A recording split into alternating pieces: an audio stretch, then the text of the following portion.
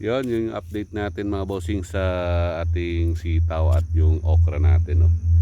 Ayan. So ito ay yung sitaw natin is 9 days.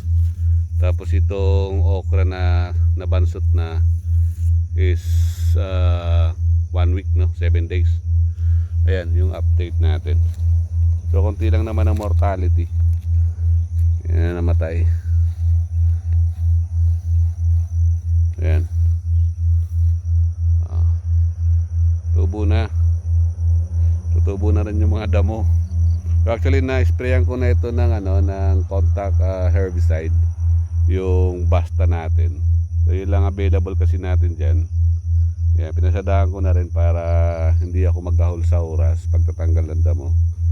So kasi tinapos ko na ito. Ito ni-sprayan ko na din, no.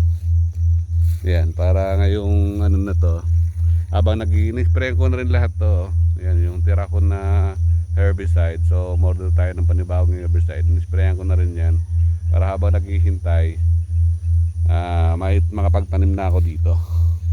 Yun, natapos ko na ito mga bossing. Yan, oh. I-sprayan ko na rin yan. So mainam din yung pang-spray na yon, yung basta, kasi medyo may kamahalan lang. Yun ginamit natin dahil yun lang available natin. So nililinis ko na lang to, tinatanggalan ko na yung pinagdamuhan.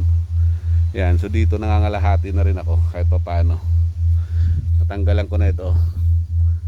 Yan, so isang araw ito lang kalahati. So bukas hopefully matapos ko na lahat yan.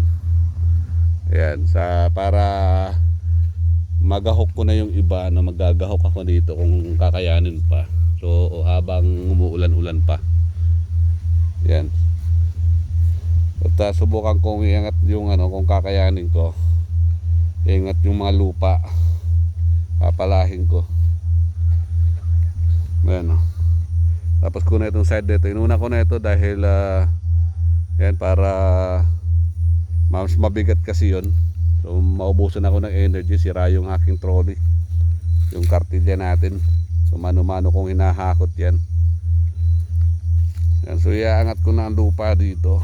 Habang malambot pa ang lupa, ito gagawin kong ganyan. Palalaliman ko ulit yung kanal niyan. Hopefully makaya ko. Kung hindi, tatamnan ko na pag nag-uulan pa, no. Yan. Habang naghihintay lang ako ng na mamatay yan. At dito sa kabila ganun din. Yan, so ito guys, spray ko lang to nung isang araw. So pangalawang araw pa lang ngayon. So umepekto naman. Yan, kala ko hindi, kasi pagka spray ko biglang ulan, no. Malakas na ulan. So na wash out. So sana magkaigi pa yan. Yan, so papakita ko rin sa inyo yung yung in-order ko na mabisa rin na herbicide. So yun na ang gagamitin ko kasi mas matagal yun na umepekto talaga, no. So matagal nabot ng ilang buwan, 3 months, no. So di pa talaga tutubuan ng damo yun, kasama pati buto, no, dala niya pati mga buto, mamatay din pagka na-spray mo nun. So magandang gamitin yun para sa akin. Yan, nag-order ako ng panibago. So hindi pa lang dumarating, kagahapon ko lang in-order. Yan, so yun lang update natin mga bossing dito sa ating munting bukid. Yan, solo flight, nakakaraos din naman. Diba?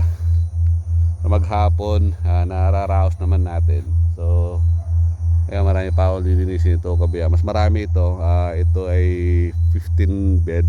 Tapos dito is 10 lang bed. 10 bed lang to. So take 35 meters. Yan. 35 meters ang haba niyan. So ang kasya dito is sa 40 cm, kasya dito ng 1,500 na So okra itatanim natin dito. Dito ang kasya dito ay 2,500. Yan, dito sa kabila. So all in all is 4,000, no? 4,000 na may tatanim natin dyan. So pagka sumobra naman, meron pa akong isang option dun sa dulo na yon. So pababa, isprayan ko na rin para may tanim ko lahat yung buto ng okra. Kasi marami din pala yon, 1 kilo. So, solo flight tayo. Yan. So niraraos ko naman kahit paano, kahit mag-isa tayo, no. Kailangan natin iraos. Yan, para meron tayong dagdag income kahit paano, no. So yun lang update natin. Maraming salamat po sa inyo sa panonood ng ating video. Thank you and God bless po sa atin lahat.